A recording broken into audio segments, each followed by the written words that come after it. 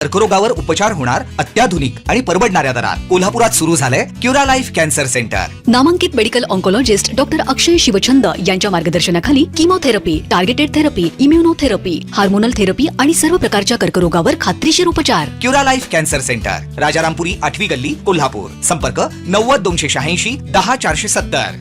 नीट paper फुटीवरून मुंबईत जेन Zee आक्रमक, दादरमध्ये तरुणीने अडवली पोलिसांची गाडी।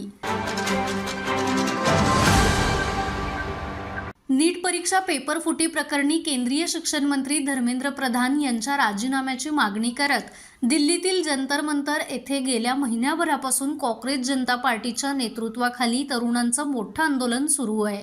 या आंदोलनाचे पडसाद आता देशभरात उमटू लागले असून मुंबईतील दादर परिसरात जेन झी तरुणांनी आता रस्त्यावरती उतरून जोरदार निदर्शनं केली आहेत।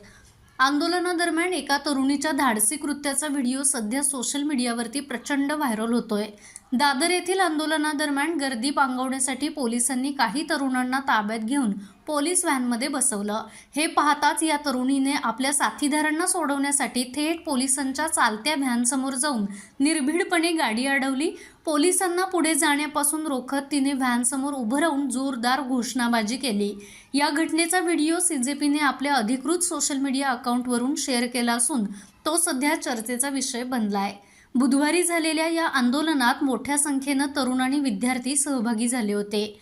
आंदोलकांनी रस्ता अडवल्यामुळे दादर परिसरात मोठी वाहतूक कोंडी निर्माण झाली होती।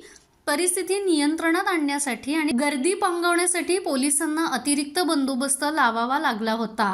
पोलिसांनी काही आंदोलक तरुणांना ताब्यात घेतलं तर आमच्या मुलांपेक्षा कमी नाहीत। मुंबईतील ही मुलगी तिच्या भविष्यासाठी संघर्ष करतानाची ही दृश्य असं कॅप्शन देत काँग्रेस जनता पार्टीनं हा व्हिडिओ पोस्ट केला आहे।